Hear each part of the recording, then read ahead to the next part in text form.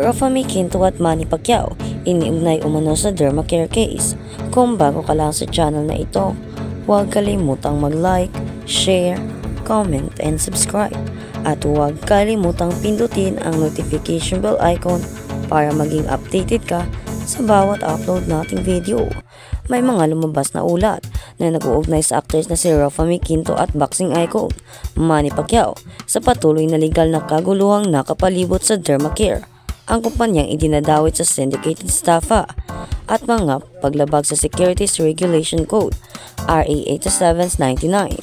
Sina Rofami Quinto at Manny Pacquiao ay umano sa Dermacare case. Sa kanyang pinakabagong showbiz update, ibinunyag ng entertainment reporter na si Ogie Diaz na sinasabi ng mga source na maaaring may aktibong warrant of arrest. Sina Rofami at Manny ay mga aligasyon kasunod ng pagkakaaresto kamakailan sa aktres at negosyanteng si Neri Naig Miranda, isang Dermacare endorser sa Pasay City noong November 23. Ayon kay Ogie, si Rofami ay endorser ng Dermacare habang si Manny ay naiulat na franchisor at brand ambassador noong 2022. May nagparating uli sa amin, totoo ba ito na maging sina Rofami Quinto at People's Champion Manny Pacquiao ay may warrant pag-aresto din? Tanong niya habang nag-uulat. Ogie expressed concern saying, nakakaloka ka, sana hindi totoo. As he urged the camps Rofami Quinto and Manny Pacquiao to clarify the situation, binigyang diin ni Ogie ang lumalaking takot sa mga celebrity tungkol sa pag-iendorso ng mga brand, particular na nung nahaharap ang mga corporate partners sa legal o financial issues. Nakakatakot na maging endorser or brand ambassador ng isang produkto, he said. Pag ang mga kasosyo mo sa korporasyon ay nalugi, ang habulin ay mga endorser. Kawawa naman daw ang mga artista kung ganoon.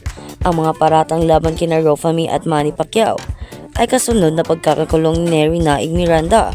Naharap si Neri sa 14 na bilang ng paglabag sa Securities Regulation Code at syndicated staffa. Ang isa sa mga kaso ay non-bailable.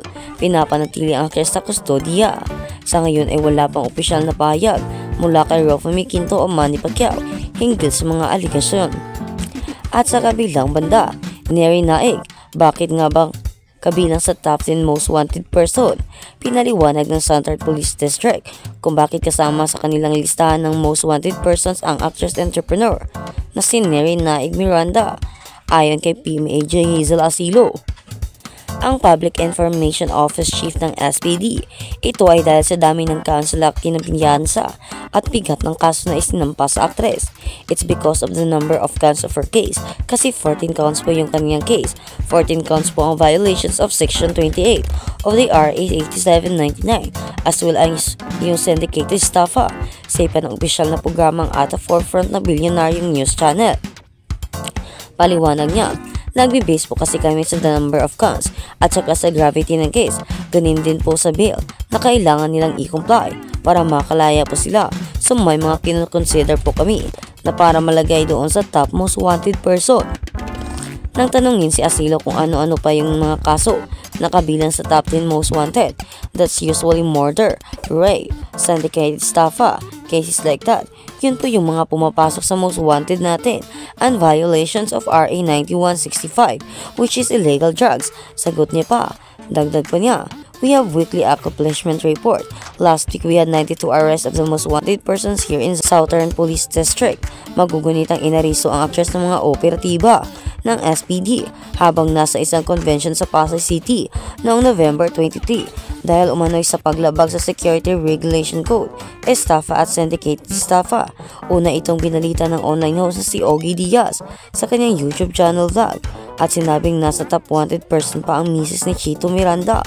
Kinumpirma naman ito ng SPD na kung saan nasa top 7 last na police station level ang aktres. Ang kabuuang halaga upang makalaya ang aktres ay nasa 1.7 million.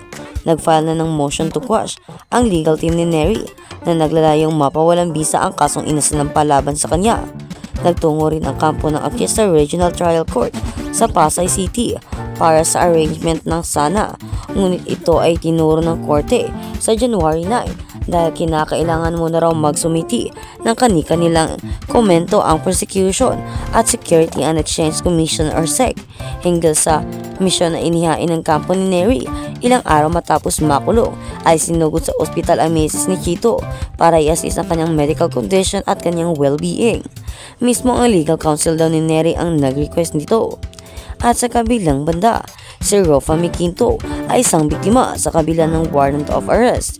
Kinumpirma ng abogado si Rofa Quinto na mayroon siyang standing warrant of arrest matapos makasuhan ng 14 na bilang ng paglabag sa Section 8 ng Security Regulation Code kaugnay sa skincare company na sangkot sa pagkulong sa embattled actress businesswoman na si Neri Naik.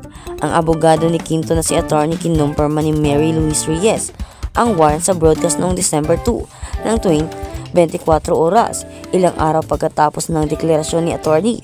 Sinabi ni Roberto Labi sa TV Patrol na ang isang hindi pinangalan ng aktres ay kabilang sa 39 na nagrereklamo na nagsampa ng kaso. Ang hindi pinangalan ng aktres ay nakilala bilang buba, star ng Showbiz Insider na si Ogie Diaz noong November 30.